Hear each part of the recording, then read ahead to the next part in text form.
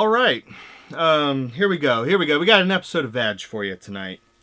Trying to think of the best way to look at this shit. I guess this. Yeah, you had a frame. All right, let's put you here, you here. Put this shit over here.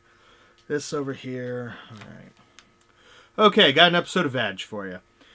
Last Wednesday, me and the woman went to a thrift shop. Found a case for Frogger 2 on the PS1. And Frogger, he's back. It's a PlayStation game that I liked as a kid. I got real excited when I saw Frogger 2 mixed in with the CDs. I was like, holy shit. This will be a good score for $1 or $2. It was just the case. So, whoopty shit.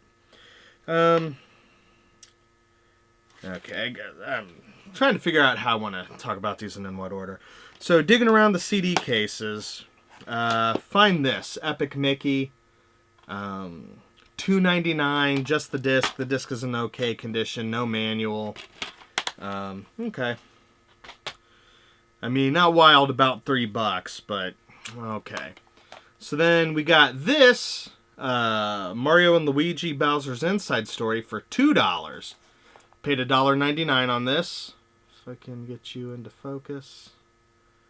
If we can get you into focus. Okay.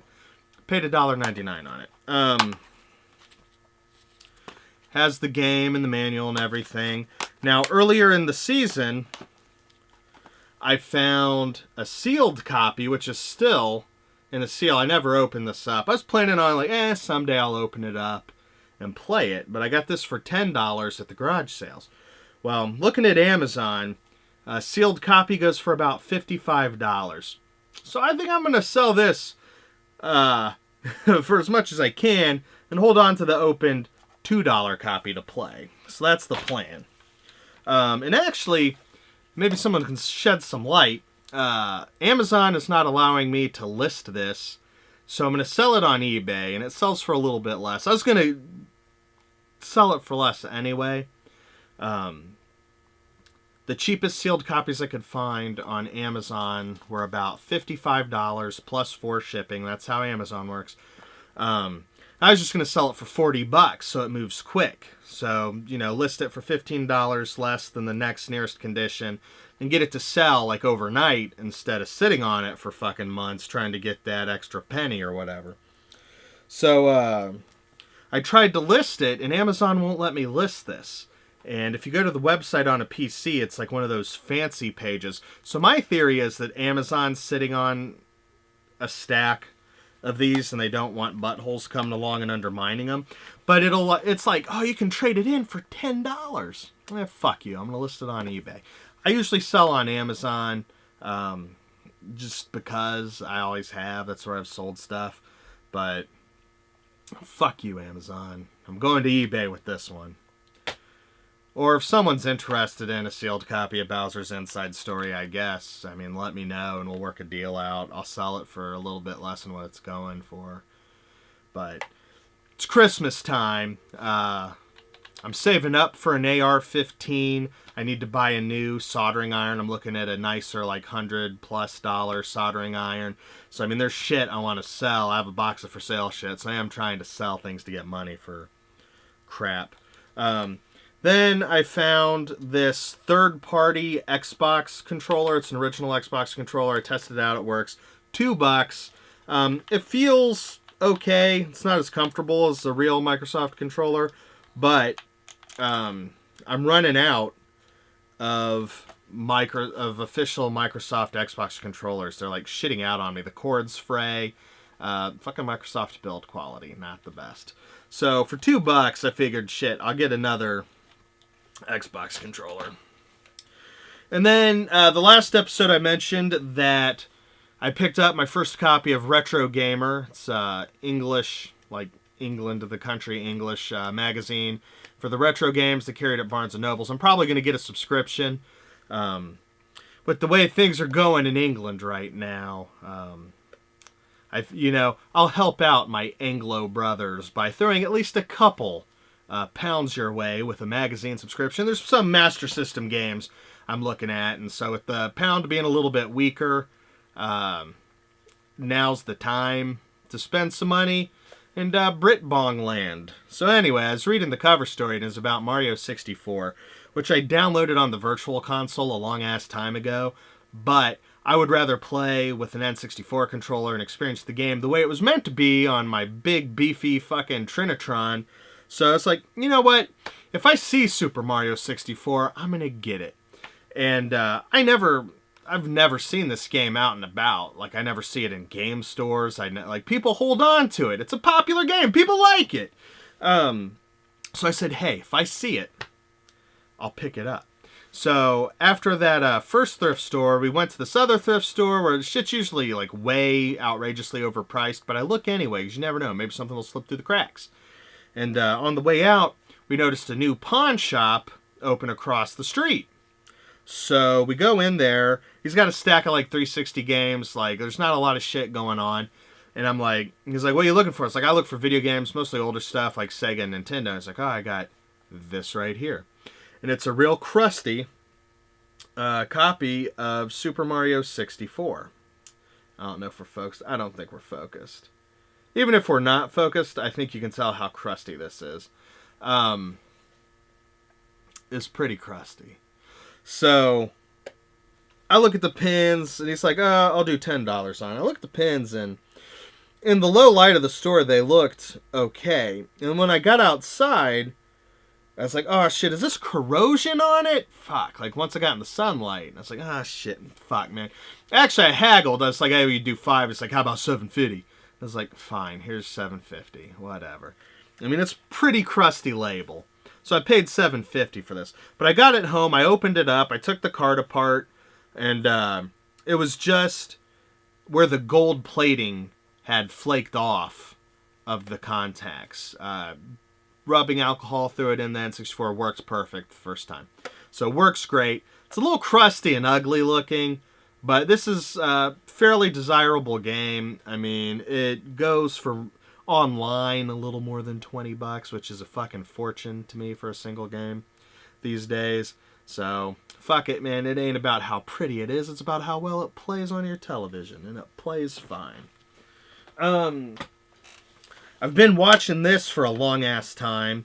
On the eBays, I got, what is this? It's right here in my hand. Star Ocean, The Last Hope International, the PS3 version of Star Ocean. $17 shipped. I've been looking at it for like a million years, and that's the cheapest I've seen it in a long time. So I went ahead and jumped on it. eBay purchase, not that exciting. Went to a game store yesterday, one of the least cancerous ones here in the area. And they have a lot of cool stuff. Like the one near me, the Secret Enemy shop that I fucking hate. You listen to the podcast, you've heard me complain about these chowderheads for years. I fucking hate them. They're scumbags. Not this store. This store's okay. I hate all used game stores because I'm a garage sale person now. It's like I see these prices and I just get pissed. But they have laser discs. They have a good game selection. That one store that I hate, I haven't seen a good game under their roof in years. So me and the woman went. They have arcade games. Like, you know, I played some Aliens, their arcade game. I believe it's a Konami game. I really liked it. I'm going to go back and play it some more. I've never played that one before. I did pick up a Laserdisc. See No Evil. It just looked like a cool movie, and it was $4. So me and the woman are going to watch that when I move in, and I got the Laserdisc player over there. Going to do that shit. Also picked up Wild 9. This meets my rule of if I can do the better as Amazon. Like, $3.99, this would be a 1 penny game. The disc is in perfect condition, complete, $4. For a game that I've always wanted. I know it's not the greatest game in the world, but they sent me the VHS tape promo for this, and it's made by Shiny, the dudes behind Earthworm Jim. This is a game I've wanted, so I picked it up as $4. And then the last thing I got is off of Let Go. I look at that app, and most of the time I just get pissed, like the game stores. But occasionally I've seen two things that were okay. I picked up a 360 copy of Bayonetta. Now I have the complete Bayonetta collection to satisfy my autism. Paid $5 for it. Goes for about 15 in the same condition online. So I figured, hey, throw it on the shelf for $5 dues. Who knows? I might see it cheaper at a garage sale later, and I might not. But now I've got a complete Bayonetta collection. And I think at the end of the day, that's what really matters. So, that is what I have picked up this week. Thanks for watching. If you're a bad enough dude, you can leave a voicemail. Now, someone's been listening to the podcast. In the last 2 episodes, they have submitted a voicemail to be played in the next podcast. So now I've got incentive to release another podcast, because now I know at least one dude's listening, and he's got the Mondo Cool hotline in his contacts, and he can leave comments while driving, which, don't do that. Don't call in to my fucking voicemail and vehicular homicide someone because you're fucking complaining about my shitty podcast. That's stupid. Don't do that. But you could, if you're so inclined. I can also receive text messages. I understand that, like, I don't do it as much either because I spend less and less time behind a desktop PC, just being older and crustier and working, and especially this time of year, I pick up a lot of hours at work, so I have less and less time. A lot of people around the holidays. But you can just pick up your phone, call the Mondo Cool hotline, and leave a voicemail. Tell me what you thought of this episode, and hear it in the next episode of VAG. Or you can send a text message, and as always, leave comments. But, shit, I don't even know the Mondo Cool hotline. I gotta look it in my contacts real quick, and then I'll add it on the screen. 937-419-1223. Hell, I might even edit out some of the me fumbling around with my fucking phone to look for it. That's a smart idea. But yeah, you can call into the Mondo Cool hotline, leave a voicemail. It's real easy for me to drop into the next episode. If you got a comment on some of the shit I found, go ahead, add it to your contacts. You got something to say about the podcast, you got something to say about the videos, you got something to say about Mondo Cool TV, I'll play that in the next relevant episode. And again, it's 937-419-1223. Thanks for watching. I gotta go take care of some shit. I gotta edit this video and upload it. And hell, I might even actually play a video game tonight. Thanks for watching.